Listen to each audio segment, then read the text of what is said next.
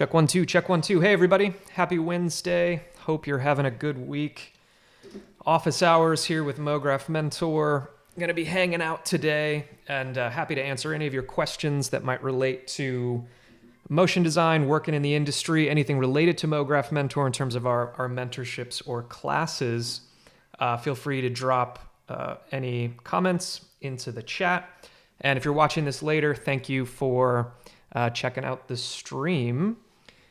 So today, I want to talk a little bit about X particles and just this absolutely incredible toolkit from Insidium. They now do have a subscription where you can kind of buy everything they have in their fused product for 3 months.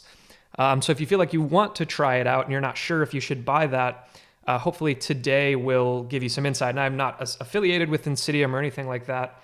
I don't get any money either way. I just want to talk about these really interesting and awesome tools here. And I've been experimenting with it. I used X particles years ago, and it's been a long time. And I'm now coming back around to it, as well as checking out their other products as well, specifically mesh tools, which we'll talk a little bit about. But you can just get really, really powerful, interesting results with X particles. And if you do Cinema 4D work and you don't want to fully take the plunge into something like learning Houdini, then X particles is really probably the next best step. Mesh tools and X particles, really the suite of tools. So let's just go ahead and basically, I want to give you like the shortest path to being able to use this and play around with it. And Insidium has great training on their website as well. So I definitely, encourage you to check out everything that they offer. But the absolute fastest, let's go ahead and create a new scene here. So once you install X particles, you install their full suite, which actually takes a while, and it's a really actually kind of difficult process. You have to get through all these permissions because you're adding things into the preference folder. So it's definitely like a really long setup, and you have to follow their instructions to an absolute T. They do a good job of laying it all out, but it can take like an hour to actually just install this plugin. So right off the bat, once you have it properly installed, you're going to have this tab at the top with everything going on inside here. So we can add an emitter, just like you would like a Cinema 4D emitter. And we hit play and we already see it working, emitting particles. Now the absolute fastest path to rendering, because if I go ahead and turn on a render region, we're not going to see anything, right? And just rendering out actual particles doesn't work in Cinema 4D, but in the material panel, under Create and Extensions, because this is an extension, it's a plugin, we have this thing called X Particle Material, which we can add directly to an emitter, and voila, now we see actual particles in our scene. And then the actual look of what we're seeing is really happening in this X Particle Material. So if I double click that and bring open its material editor, we see a bunch of options, but one of those options being size. If we take it down to like 2%, then we're going to see, really, really small particles. So we can control that. We have this color tab where we can, randomly distribute the colors. So we can get like a rainbow thing going. We can choose randomize from gradient and actually load in some presets. So if we wanted everything on this kind of color spectrum, then that's really the fastest path, right? Adding an emitter and then being able to render these particles out with an actual X particle material. If we see, we can kind of zoom in and they get a little bit bigger. So that is the absolute simplest way to start playing around with this tool. Now, the fun really starts when we, instead of just adding an emitter, we add an X particle system. And basically the system, let's just go ahead and add it. Then it stacks all these other elements inside of basically a top hierarchy called an X particle system, where now we see dynamics, groups, generators, utilities, modifiers. So they're basically giving us a whole structure in the object browser here, in the actual object manager, to really get access to everything going on in these submenus in terms of adding dynamics and adding generators and adding modifiers, where really we can start to play around with what's going to happen to these particles. So they've made that very easy that just by adding a full system, we get quick access to it here without having to dig back through a menu. So let's see, for example here, the next biggest thing that people often want to quickly do is attach geometry to these particles, because then you can do some really, really interesting stuff where you're using a particle system, but it's actually generating geometry. And so because we selected a system, and I can just come right to this generator and get quick access to all the generators. And so the default XP generator is what I'm going to add here. Then its basic input is saying which emitter am I going to use. So I'll feed it the XP emitter. And if I hit play, we're not going to see anything, because now we basically need to create children of this, of whatever geometry we want to map to these particles. So if I choose something like a platonic and make it a child of this generator and hit play again, now we'll see we're actually emitting pieces of geometry. So that is the other just quickest path to, you see a lot of really cool dynamic swirling little pieces of geometry, whether it's rocks, other pieces like that. So that is how we can quickly set that up. And you can have as many objects as you want in here. So if we add a platonic and a cube, and you'll see it doesn't matter the size of the input. So now we see it's emitting both. And under the generator, we could say, if we're using multiple pieces of geometry, we could say random distribution. And because we only have two, it's going to look really similar. And the size of that underlying object doesn't matter as much here, because the actual generator is really taking its size from the particle radius. So if I go actually to my emitter, where I have access to the radius of my particles, and I take that to, let's say, 1 centimeter, and then I hit play, then we're going to see those pieces of geometry get even smaller. So let's see, we could even add maybe a capsule into this hierarchy as well. And we're kind of simulating it, so we have to go back and hit play. And so now we see we're actually generating all this geometry off of these particles, which is really awesome. So if I just delete that generator, we'll see I still have the emissions here. And the really cool part about just having the full system here in your kind of panel is then getting access to things like modifiers and dynamics. So if we just choose a dynamic, like a flow field, we're going to basically see like a noise gradient field appear. And if I take my scene length up a bit, we'll see, okay, now we're getting something really much different, right? Just by adding that flow field in, where it's basically creating kind of fractal patterns, and it seems like the particles want to follow and clump along certain parts of that flow. And let's go back to our emissions here and say, let's have way fewer particle emissions. And then let's see what that flow field does with it. So this is really, the fun of the sandbox of X particles is once you have an emitter, and right now we're using an emitter. And if we actually go to the object tab of this emitter, we'll see emitter shape rectangle.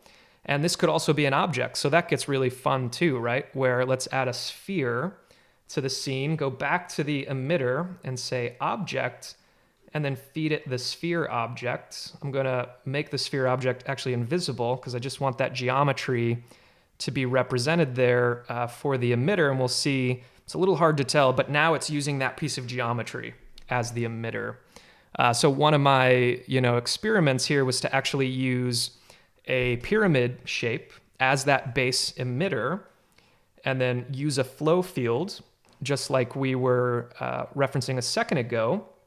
And then we even added another modifier in here called a tendril, which actually then kind of interestingly creates a specific trail of particles. After it emits, it almost kind of like sticks in space and sort of creates this curve.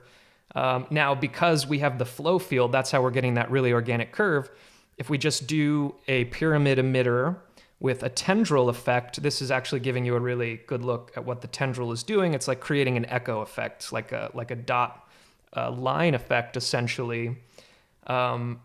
which is cool, right? You could imagine this being useful in a certain context. But you see, once you get that flow field up in the dynamics side of the tab, you're going to get something way, way different. So that is really, really useful. And so, flow field is just one of the dynamics. We can also just make these particles dynamic, right? And actually just kind of respect geometry, which is the other really just interesting thing about this toolkit, is the ability to actually kind of add dynamics, right? So if we just add a plane and we add a sphere and we bring it up and we make it small,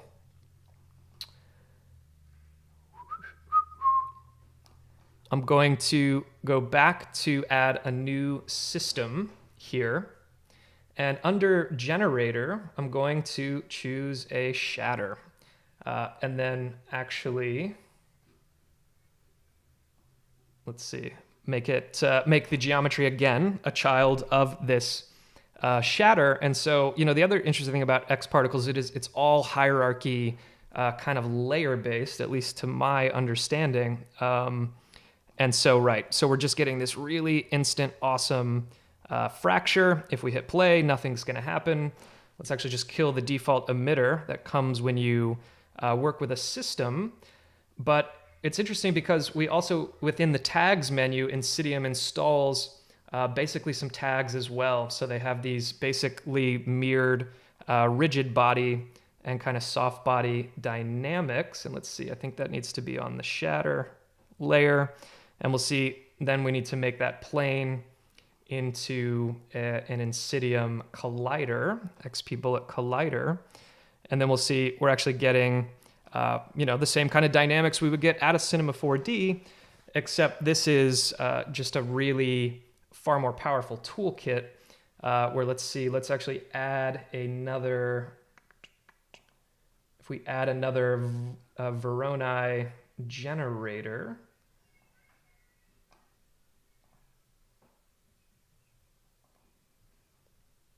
let's see. Actually, let's not do that. I need to probably bring down the underlying pieces just because I'm streaming here and I don't want to kill the absolute processing power of my machine here. So let's say we have this sphere going on in here. If we actually create a new emitter and then again choose an object, we could take that sphere and just put it in the object tab. So now the particles will emit from the sphere, which is kind of interesting, right?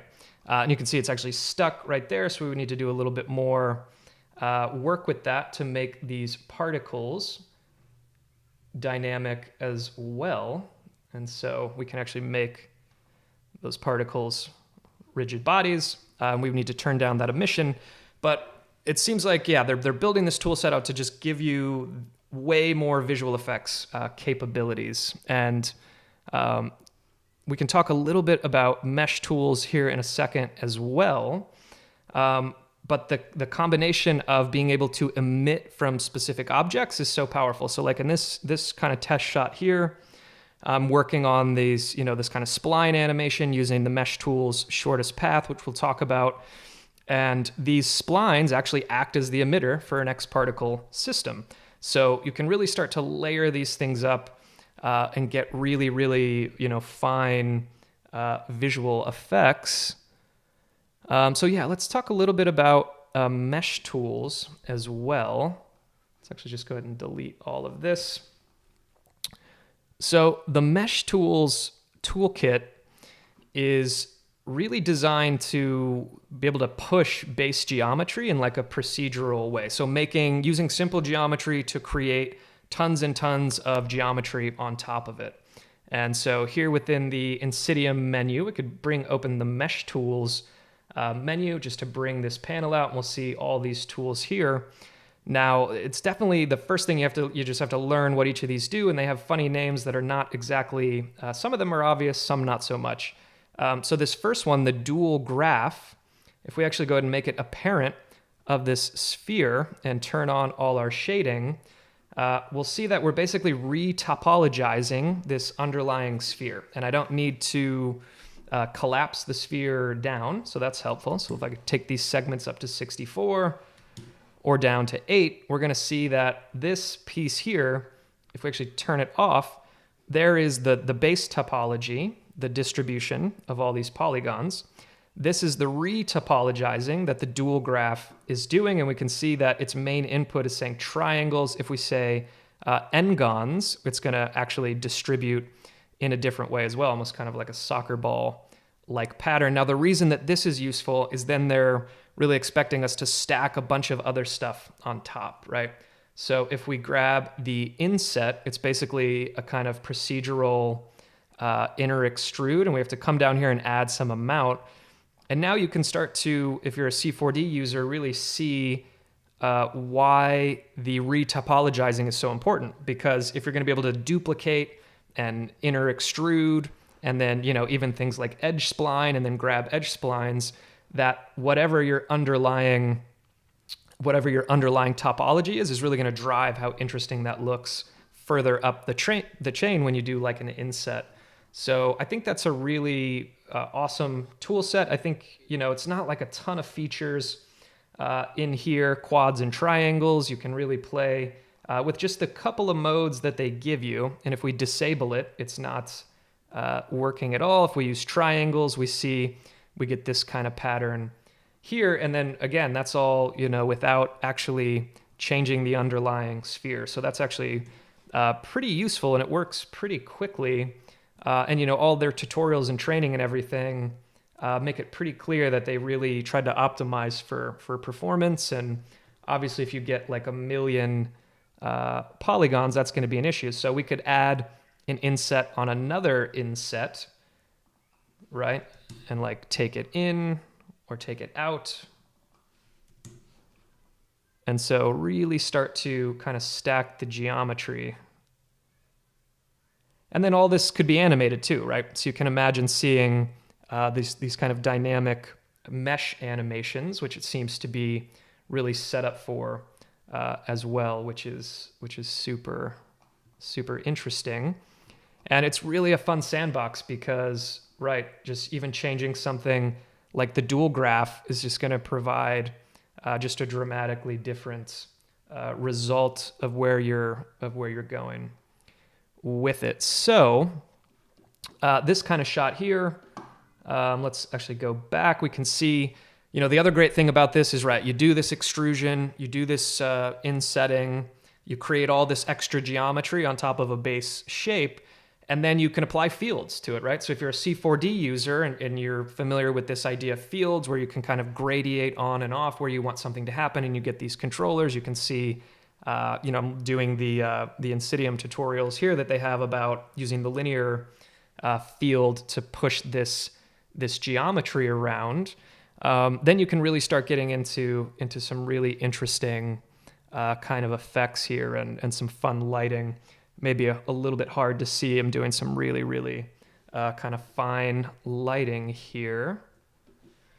And so, yeah, let's actually go back and talk about this shot here, where I was trying to do kind of like a little spark of an electron or a particle or a universe kind of coming into existence. And so that's this shot here.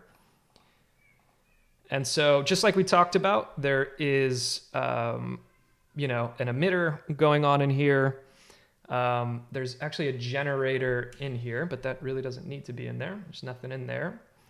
And so how I set this animation up was to actually use a helix spline and then use a generator called the spline mesher to be able to basically get a grow animation going. So I just basically have this animated helix spline, and instead of using a bool or a sweep NURB or anything like that, it's nice that they actually just give us a mesher that we could, if you have a spline, it can just create a mesh around your spline and then give you a growth handle. Now I don't want to see the spline, but I do just want that to be treated as the emitter. So if I hit play, you can see they are emitting from the geometric faces of this mesh. So it's nice too that we're being provided a kind of mesh tool inside of the X particle system as well. And we can just turn that off because we don't really want to see that, but I just wanted that helix shape to go from 0 to 100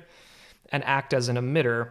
And then right here, where you see everything go nuts, it's like first you just see particles floating, and then it looks like all the individual particles are exploding.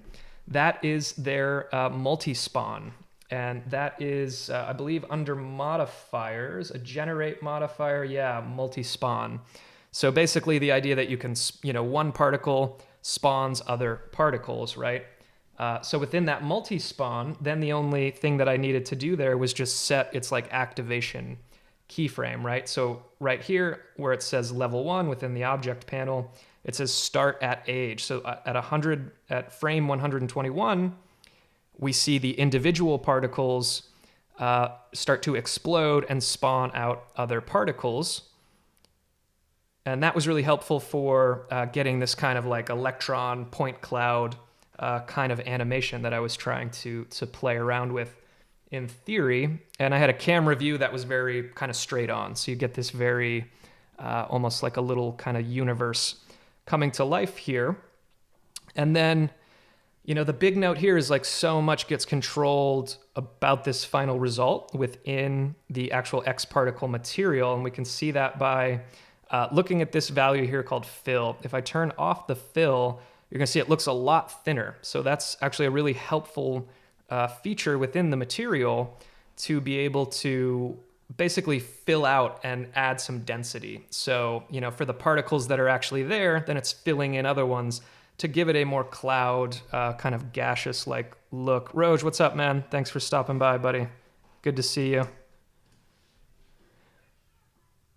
So, right, here we're taking the color from the actual particle color, but within the emitter, we can actually go to the emissions, the display, and the particle display color is set to random color. So that's why we're getting essentially this rainbow-like effect. If I take that to single color, we're not going to see a huge change because the other note is I'm actually lighting these materials. Let me turn my lights back on in the scene. And I'm really shooting them with a ton of backlight of different colors. So if we were to just turn all these off, we would get a far different result. So that's kind of the other fun part about this shot here is you can have that particle color, but if you're just shooting lights at it, it's going to really kind of adopt the color that your lights have. So yeah, this shot here was a really just trying to understand more about the tendril. And so like we said, and you may have missed it if you're just tuning in, we can use the emission out of a pyramid shape, so we can just emit from that surface. The flow field is what's creating all that great noise. And so, right, if we turn all of that off, we turn off the flow field and we turn on tendril, then we can start to get this great trail and this kind of curving motion. And the interesting thing about the tendril is it like sticks some particles in space. So they kind of behave almost like a line that's growing. And you can see they grow out and then they just stick in space. And so, for this shot here, it almost felt a little like geometry. It almost seemed like, it was rendering like geometry because there's just like density. So it's kind of like getting all these little splines out of the actual particle emission, which is really, really helpful here. Now, I'm also playing with another tool here called Forester, getting all of these trees and everything, but you can kind of see the really simple lighting that I'm trying to go for here, playing around with this series. So yeah, this test here is playing around with their shortest path feature, which is a really interesting tool. It gives you a really specific kind of look, but it could definitely work for you every now and again, where you basically can feed an object into this mesh tool's shortest path. And when we're looking at this menu here, it basically is all derived from this starting number and this end number. So we see we have one starting point, and then we're going to have 60 lines go out, and they're going to try to find the shortest distance between point A and point B, which is essentially the two poles, the two far ends of this sphere. So, nothing really has to be set up. I don't need to like tell it what the points are. You can do that. You can do a start source and an end source. You can tell them that. But by default, you just throw a sphere in there, up the number of end particles and splines, and then you get this kind of dance here. If you go ahead and do the start and end animation, which I've animated here. So that's actually got some keyframes on it. And then, as I said, this spline is actually animating the X particles. It is what's being fed to the actual emitter here within X particles. So again, a really specific look, and it's again coming back to that idea of the dual graph of retopologizing being so important. So if we were to change this to n-gons, we would see that we're getting actually a far different result, and it's actually pulling, because we just retopologized that quickly, it's actually picking different points here, pole vectors. And so, if we just disable it, we get something that is interesting as well. Or we say triangles, which gets us back to this animation, or n-gons, which produces this animation here. So that shows you how that dual graph, in terms of retopologizing, is kind of a foundational piece of how you're just constantly stacking up various layers here within the mesh tools. So it's a really great sandbox to play in. Like I said, I don't have any interest in getting people to subscribe to the products or buy them. I just think if you're a real Cinema 4D hardcore user, then this tool set here really opens up a lot of visual effects, kind of heavy stuff, right?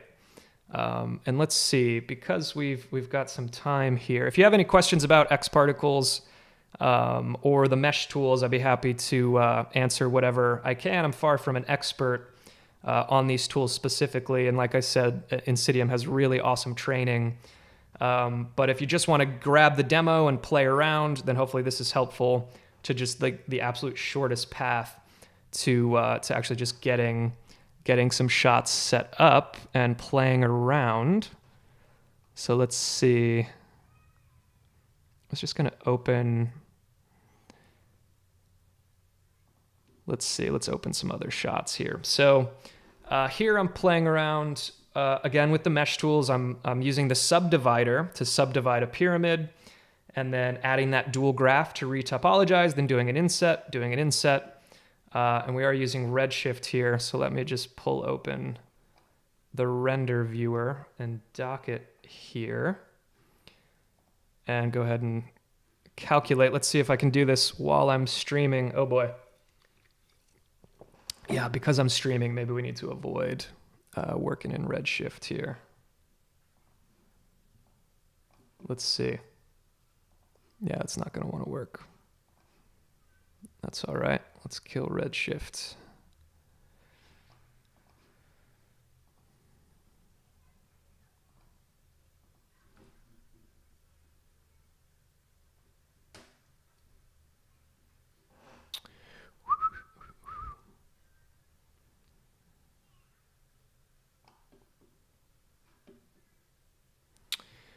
Yeah, so sorry for the delay there. I'm going to quickly just show you a little bit about Forester, another C4D tool, since we're doing a real C4D-centric day here. And Forester is a really cool plugin that allows you to really kind of dynamically bring in trees and plants and grasses and distribute it out in smart and interesting ways. And then the most really impressive feature, in my view, is this hyperwind, because it's like a pretty complicated thing. Obviously, they've really built this into the tool set, but it'd be really, processor intensive to try to recreate this kind of hyperwind where you're really simulating using wind forces, being able to use trees and plants. So it's an extension. So we go extensions, Forester.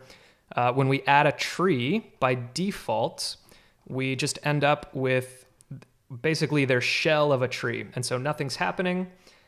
We need to like look through the settings here. So under parameters, under tree parameters, we have a tree grow, which is also a really impressive feature, right? You can really get that dynamic growing, and it's like a very intelligent, and then all the leaves come in at the end. So that's really fantastic. And then we can come into this hyper wind and say wind on. It's literally just one button. And now that thing is alive, right? We are getting a tree that's moving around. Now, by default, it's just a default tree. There's no shading on it. There's no anything. It's really like a dummy object, because then they want us to come down to the actual tree library and assign a tree model with its textures to this dummy. So it's like you could use the dummy to work on your scene, to work on the dynamics of it, the wind, all that kind of thing, the growth. And then in the end, you still need to decide what the actual tree model is that you're going to use, right? So if we use this live oak here, let's see. Now it looks nearly dead, so it's a little harder to tell, but you can still see, we're getting a little bit of that in there. Definitely shout out to Twisted Polly for helping me learn more about this tool set in his breakdown of one of his films that we have on the website. And he'll use Forester for shadows too, right? Like think about if your scene was over here and you're shooting a light through that tree, and that tree is kind of like moving and swaying, then you can end up getting a really detailed shadow that's actually moving. So I think it's a really cool use case, and definitely check out his work, Twisted Polly, for how this kind of thing could be useful, but also just rendering them as well, right? You're definitely getting some good looking textures. If we get super close, we can see that's not really going to do it. If we're going to have to be that close, we might need to dramatically come up with a more high resolution texture. Anytime with 3D, if you're getting really, really close, it's not looking absolutely fantastic. So there's definitely some limitations in terms of close-ups on these. And so if you had to do really, really close-in photography of a tree or something, I think you would end up needing to build more physically based shaders, PBR shaders, using Redshift, using Megascans perhaps. But at a wider shot, I think it holds up pretty well actually, and you can get some really cool results. And so let's add this tree. And instead of an oak tree, let's change it up a bit, something like an aspen tree. And now I created a plane because I wanted to also talk about the rest of the toolkit here. So let's grab a multiflora, which is kind of like a tree object, but it's like more like grasses. This is something they're expecting us to distribute around the scene. So if we go into the library, we could see, all these grasses. Let's just choose just a straight patch of grass here. And then we can actually, let's see, feed that into their own custom cloner that they give us called the multi-cloner. So let's go ahead and put that into a cloner, and then that cloner is going to ask for the distribution geometry, which is, of course, this plane. And so let's see. We're still not seeing it. Let's see, multi-cloner, plane, multi-instance. That should work. We may just be running up against distribute on geometry, clone count. That should be working. Oh, there we go. They're just so small. That's the problem. So if we actually come back to the global settings on these here, and I think that's because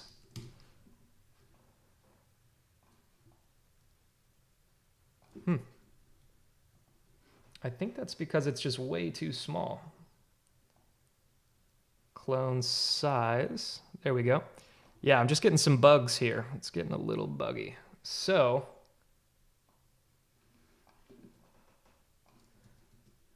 I think the other problem is I'm lacking.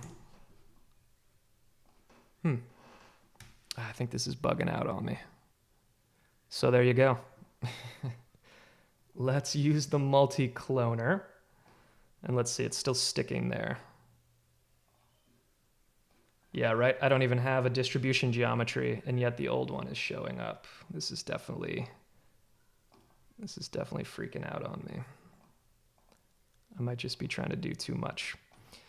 But yeah, you kind of get the idea. Sorry about that. Where you can distribute out onto pieces of geometry. And I think I'm going to need to do a reset or close down a lot of these shots here to get a little bit of processing. It's funny, Redshift wouldn't work either when I've got the live stream on, so I'm gonna have to figure that out. But if there's any questions at all related to MoGraph Mentor, related to anything here in the stream today, please let me know. But generally speaking, highly recommend X-Particles and Insidium's full range of products, really. This first shot here gives you a great sense of, we talked about assigning geometry to particles and then having rigid body dynamics and doing shattering. And you can see how that starts to come together, right? X-Particles also has the fluid effects features. So you could also do those fluids. And then you could really emit the kind of smoke. If you can see it very barely, there's like little gaseous smoke particles coming out as well. So it gives you a good sense of what kind of work you can do with this tool set. It's very visual effects specific, right? Smokes, fluids, dynamics, cloth, particle effects, all that good stuff. I am definitely happy that they started offering the fused product where you get everything in one, because they're definitely expensive tools, but you can actually just buy them in shorter increments. So if you think you want to do it right, you don't need to necessarily buy everything. You could just buy a couple of months and play around with it. So this is actually, ever since they added this, it used to just be you needed to spend all the money to really get your hands on it. Now at least there's a way that's a little bit cheaper to get your hands on these tools and start seeing what kind of work you could do with it. And obviously you need to be doing this kind of work specifically, because this tool set is really quite specific, right, to what they're saying here, right? Of like doing these really kinds of specific visual effects in Cinema 4D, but it's a great extension on top of Cinema 4D. If you're a Cinema 4D user, then the dynamics can be kind of limited, the simulations can be limited, and so people end up trying to learn Houdini, but Houdini is such a rabbit hole, and it can take so long, and I'm slowly trying to understand Houdini better, but if you don't want to get into that, then just actually using their toolkit is really about as close as you can get to doing some certain kinds of non-destructive procedural, playing with mesh, playing with particles, playing with simulations, and that kind of thing. So I think it's definitely a recommend from me. And if you guys make anything cool, of course, we'd love to see it. But definitely props to the team. As I'm playing around with all their tools, they work really well. I've definitely crashed my machine a few times, crashed Cinema 4D, a few times by taking samples up, particles up, mesh tools up way too high. So there's definitely that fine balance of not going too far and not ramping it up to insane levels, and then trying to keep your workflow simple, and then maybe at the last minute adding, everything you need before a render. But hopefully that's helpful. I'm having a heck of a lot of fun playing with these tools. If you have any questions about MoGraph Mentor, always feel free to reach out, help@mographmentor.com. Check out the classes. We've got a lot of great training. We've got our own subscription feature that's available now. And then we've got mentorships as well, where we're in a semester right now, so the next available mentorships are really in the start of 2022. But if you're in that position where you've been in this field, you want to go deeper in the field, you want to make better work, you want to go to a more director level, then our mentorships are really for you. And if you just want to level up on certain technical things, then hopefully we've got some training that can be useful as well. So if you were hanging out during the live stream, thank you so much. Everybody, if you're checking this out later, Hope it was helpful. Oh gosh, excuse me. Roj, Alex, Dwayne, thank you guys so much for hanging out. And we will see you next Wednesday for more office hours. You guys have a good week.